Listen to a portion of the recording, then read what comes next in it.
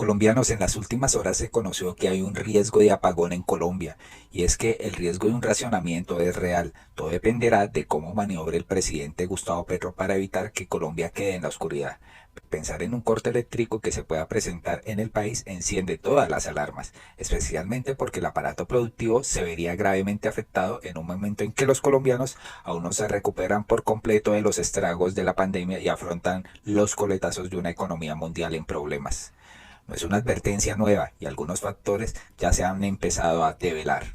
XM, la firma que administra el mercado de energía, señaló por ejemplo las dificultades en las redes de distribución en algunas regiones del país, especialmente en la costa Caribe y el Chocó, que podrían forzar un racionamiento de energía. De hecho, un empresario del sector eléctrico de la costa Caribe confirmó que ya se está programando cortes puntuales en algunas zonas de las dificultades de estas redes. Alejandro Castañeda, director de la ANDEC, gremio de generadores del sector térmico, dijo que están preparados para enfrentar el fenómeno del Niño, pero reconoció que hay dificultades en la red de distribución en algunos departamentos.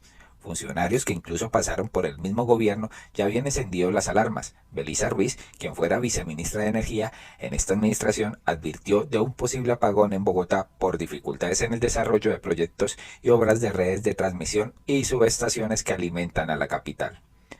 Y nos preguntamos, imagínense una capital de la República sin energía eléctrica, muy grave. Otras personas de las que han sido reiterativas y han estado vigentes frente a la posibilidad de un razonamiento que reviva los fantasmas de 3 décadas atrás, uno de ellos, el senador de Cambio Radical, David Luna, quien ha advertido sobre la amenaza de un apagón en el país, en especial por los retrasos que demuestran los parques eólicos y solares, que ponen en riesgo la suficiencia energética nacional. El ministro Diego Mesa reconoce que la situación del sector eléctrico se torna más compleja, a la que se suman restricciones en el suministro de gas en el Caribe, generando preocupaciones en el medio plazo. Destaca que durante su gestión en el gobierno pasado se hizo una subasta de cargo por confiabilidad de los primeros 6 meses y 2 subastas de renovables para diversificar la matriz energética. Llamó la atención que antes de la coyuntura actual y las complejidades propias del sector, es urgente una gestión eficiente y técnica desde la política pública y de regulación. Pues resulta que unos exministros mandaron una carta al presidente Gustavo Petro en las cuales le piden medidas para evitar este apagón. Y es que exministros de Hacienda, Minas y Energía y algunos empresarios del sector energético enviaron una carta al presidente Gustavo Petro en donde hablan sobre la advertencia de XM por una posible crisis del suministro de energía en el país. Allí indican que 17 de las empresas que se ven afectadas por una crisis financiera suministran el 40% de la demanda comercial de energía del país y las 19 compañías restantes también se podrían ver afectadas, lo cual generaría deudas en la bolsa de energía por más de 827 mil millones de pesos. De igual manera, señalan que este problema tiene su origen en las dificultades que tienen los empresarios para que los nuevos proyectos de generación y transmisión entren en operación a tiempo y permitan reducir los niveles de exposición de la demanda y asegurar la confiabilidad del suministro. Por eso las medidas tomadas han afectado a las empresas que buscan eliminar las barreras y recuperar los 5 billones de diferimiento de la tarifa, opción tarifaria, que se dio como alivio en momentos de pandemia. Es decir, que esto viene desde Duque y ahorita el presidente Petro lo va a explicar muy bien, ¿no? Otro de los puntos que afecta a las compañías y que mencionan en la carta es el fenómeno del Niño, pues esta causa un alza en los precios del servicio y deben atender la demanda en corto y mediano plazo. Textualmente dice esta carta, ¿no? Desde hace meses, empresas, gremios, funcionarios y analistas vienen alertando al gobierno sobre la inminencia de la crisis y promoviendo soluciones para conjurarla. Infortunadamente, estas advertencias se han desatendido y se ha permitido el deterioro hasta el punto de alcanzar los niveles de amenaza sistémica que enfrentamos hoy. Debido a esto, hacen un llamado al presidente Gustavo Petro solicitándole financiación como la que se ha prometido a través de Findeter y no se ha materializado, y la totalidad de los saldos de la opción tarifaria vigentes, lo cual deberá ser pagada por los agentes una vez las condiciones de normalidad retornen al sector. En la carta también dice, otras medidas necesarias son la definición de incentivos de precios para buscar las eficiencias en el consumo vía programadas de respuesta a la demanda, incentivos reales y de precios para vincular a la demanda en la entrega de excedentes de energía de autogeneración y en esta coyuntura, mantener y asegurar la provisión de combustibles para la generación térmica y por supuesto el nombramiento en propiedad de comisionados de la CREC con la debida solidez técnica. Por último, resaltan que quienes más se afectarían si no se toman estas medidas a tiempo son los usuarios. Hay que actuar ya, señor presidente. Está en sus manos evitarle al país un costoso e innecesario riesgo de apagón, señores. Pues esto es lo que dicen los exministros y diferentes personalidades en la carta que le enviaron a Gustavo Petro. Pues el presidente le respondió y pues explicó con pelos y señales por qué se está presentando esta crisis energética. No porque venga el fenómeno del Niño, sino por la siguiente cuestión. La respuesta del presidente llegó a través de su cuenta X, antes Twitter, y allí escribió y cuestionó que el alivio en las tarifas de energía durante la pandemia no debió haberse dado a título de deuda, pues está siendo asumida por las empresas comercializadoras y no por las generadoras. Él dijo lo siguiente en su cuenta de Twitter: los 5 billones de alivios que dio en la pandemia en tarifas de energía a los usuarios Iván Duque nunca debió haberse dado a título de deuda. Esa deuda hoy es asumida por las comercializadoras y no por las generadoras. Nuestros exministros piden que los usuarios paguen una deuda como ha tocado hacer también con la deuda del Fondo de Combustibles. Él pregunta eso, ¿no? Propongo prestarle recursos a las comercializadoras con recursos del FINDETER, que ya están dispuestas, pero el espacio financiero para pagar la deuda que nos dejó Duque debe salir de un menor valor de las tarifas de las generadoras que permita a las comercializadoras pagar su deuda y que se beneficie también a los usuarios, ¿no? En otra publicación en su cuenta X, el presidente insistió en que la opción tarifaria que producen las dificultades financieras en el sector de comercializadoras, la mayoría son públicas y la produjo el gobierno anterior. Entonces, como ven, son consecuencias de malos manejos, de malas decisiones que tomó el gobierno de Iván Duque, señores. Pues el ministro de Energía de Colombia ratificó que pese al apretón financiero de las empresas, no hay riesgo de apagón. Andrés Camacho, ministro de Minas y Energías de Colombia, explicó cómo el gobierno está viendo la crisis financiera de las generadoras eléctricas del país y el golpe que pudiera llegar a sentirse en un eventual apagón. De acuerdo con un informe del Sistema Interconectado y Administrador del Mercado de Energía Mayorista de Colombia, operado por XM, las presiones financieras que sienten las generadoras del país llevan a riesgos para el sistema. Dice este documento que habría 36 generadoras de energía con riesgo de apagón financiero que llevaría a que se viera un escenario de presión de apagón energético en Colombia. Lo anterior también por cuenta de que el precio de la energía en la bolsa supera máximos que hacen temer por lo que vaya a pasar y muestran un declive entre demanda y oferta. Camacho en entrevista a la W sentenció que en los escenarios de estudio que lideran desde el gobierno Petro no hay un marco de que se pueda afirmar que hay un riesgo de apagón en Colombia. ¿Pero por qué se podría presentar este apagón? Pues hay un comité de seguimiento que hace simulaciones con datos y estadísticas. Esta semana se hizo el más reciente y en términos de energía los datos muestran que hay el cubrimiento suficiente de energía. Eso no quiere decir que no se reconozca desde el ministerio la posibilidad de que las generadoras se enfrenten a presiones financieras complejas de atender. Textualmente dice él, el tema más importante para las generadoras es el financiero, con base también en el golpe del fenómeno del Niño. Al tiempo que explicó que entre las cuentas del gobierno ven al riesgo no para 36 generadoras, sino para 8, que son las que están más expuestas a la bolsa. Ahora, como el peligro es que estas generadoras se declaren en incapacidad de atender el suministro de energía, existen mecanismos para garantizar que las generadoras no corten el suministro por falta de recursos. Entonces aquí Camacho da un parte de tranquilidad, señores, pero pues hay una crisis energética al parecer por falta de financiación en las generadoras. Y es que el ministro de Minas y Energías, Omar Andrés Camacho, puso en marcha unas medidas para que las comercializadoras de energía salgan de la crisis financiera y no se corra el riesgo de un apagón en el país. Escuchemos qué dijo. El ministro de Minas y Energía, Omar Andrés Camacho, puso en marcha unas medidas para que las comercializadoras de energía salgan de la crisis financiera y no se corra el riesgo de un apagón en el país. Aseguró que destinarán 2 billones de pesos para que las empresas tengan flujo de caja suficiente para afrontar situaciones como el fenómeno del Niño. precisamente para que puedan tener flujo de caja, manejo de su deuda con las generadoras y no se vean expuestas no solo a la bolsa, sino también garantizar que no se vean expuestas al pago de estas deudas, que fue la comunicación de XM. ¿Cómo la ven, señores? Pues en últimas también, Matador nos dejó ver que hay también detrás de estas presiones sobre un presunto apagado por falta de financiación. Matador aquí dice, ¿saben ustedes por qué están pagando tanto por una factura de energía?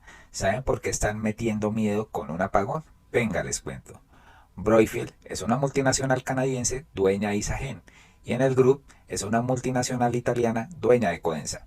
Ambas con el monopolio de la energía eléctrica del país manejan sus tarifas al beneficio de su negocio y están presionando al gobierno en los medios de comunicación para hacer ver las nuevas reglamentaciones de energía del gobierno que aliviará el bolsillo de los colombianos como un ataque a sus inversiones. ¿Ven por dónde va el agua?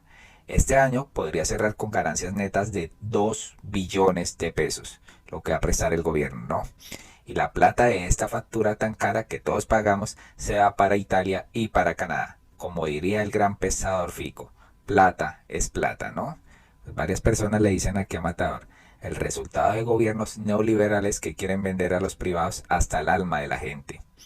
Esto comenzó con el señor César Gaviria y su apertura económica en los tiempos de Rudolf Homels. Otro usuario dice, el análisis de Matador revela que las altas tarifas de energía en Colombia son un problema de corrupción y de concentración económica. Las empresas multinacionales que tienen el monopolio de la energía están lucrándose a costa de los consumidores colombianos y están utilizando su poder económico para presionar al gobierno para que no se implementen medidas que los afectarían. A partir de este análisis se puede plantear las siguientes propuestas para resolver el problema. Desmantelar el monopolio de la energía. Esto permitiría que más empresas compitieran entre sí y que llevarían a una reducción de las tarifas. Regular las tarifas de energía de manera efectiva. El gobierno debe garantizar que las tarifas sean justas y razonables y que no se utilicen para beneficiar a las empresas multinacionales. Fortalecer la capacidad de los consumidores para exigir sus derechos. Los consumidores deben estar informados sobre sus derechos y sobre las opciones que tienen para reducir sus gastos de energía. Estas propuestas son necesarias para garantizar que los colombianos tengan acceso a una energía eléctrica segura, confiable y asequible, ¿no? No bastó con Hidroituango porque mire, nos podemos enfrentar a una crisis.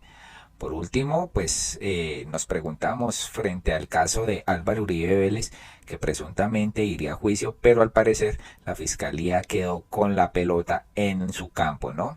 Ellos pueden volver a solicitar una preclusión o realmente pues generar un escrito de acusación. ¿Lo hará? No lo sabemos. Pues el senador uribista Andrés Guerra pues nos dejó muy preocupados con las afirmaciones de Uribe, ¿no? A Uribe solo le queda el exilio, señores. ¿Qué quiere decir eso? ¿Que se volaría? Pues María José Pizarro dijo, gravísima afirmación. ¿Piensa el señor Uribe Vélez huir del país para evadir la acción de la justicia? ¿Ustedes qué piensan, colombianos? ¿Será que sí? ¿Será que en 3 meses al fiscal Barbosa le queda pues para generar una tercera preclusión? ¿O realmente con un nuevo fiscal sí se va a juzgar como se debe a Álvaro Uribe Vélez? Escuchemos qué dijo el compañero del Centro Democrático. Esperemos. Lo que uno logra entender del ambiente de la vida política del país y jurídica es un tema muy grave y muy grueso, que lo que estamos buscando es o llevar a Uribe a la cárcel o que sea exiliado. Esos son los 2 escenarios que quieren tener.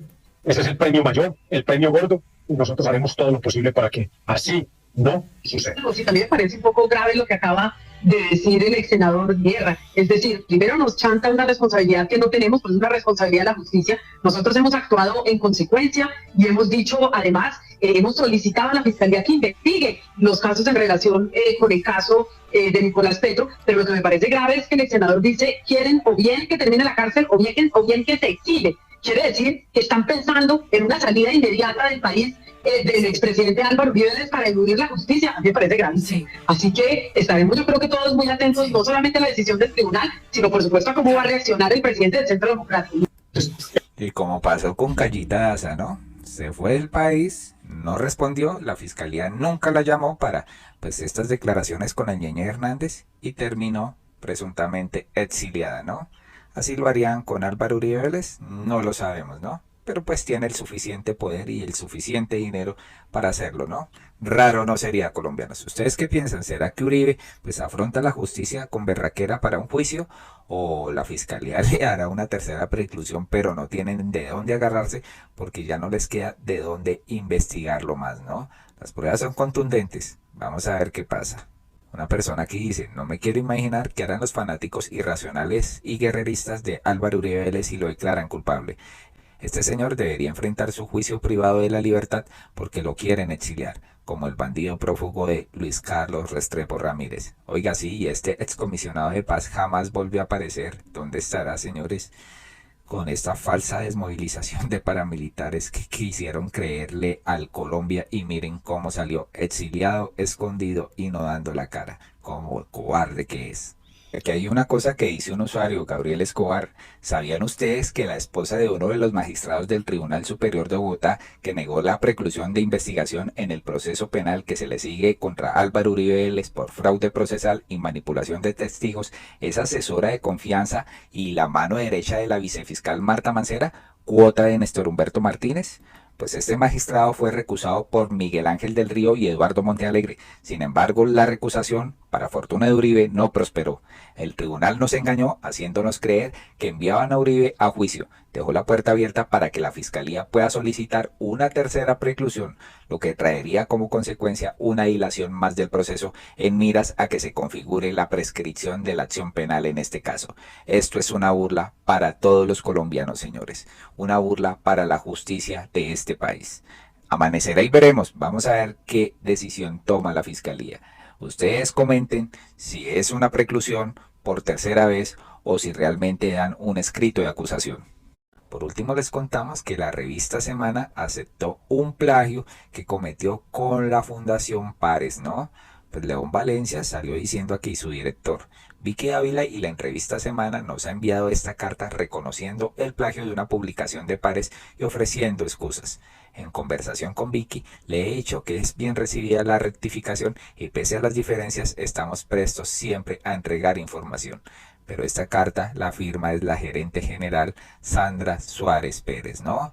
¿Qué decía esta carta, señores? Pues lo siguiente, Publicaciones Semanas S.A. tiene un compromiso fiel con el respeto a los derechos de autor y con hechos que a través de sus manuales y protocolos y directivas han sido socializadas mediante capacitaciones constantes e incluso retroalimentación al equipo editorial y creativo. Pues no tan creativos porque si se pusieron a plagiar un texto para un artículo grave, ¿no?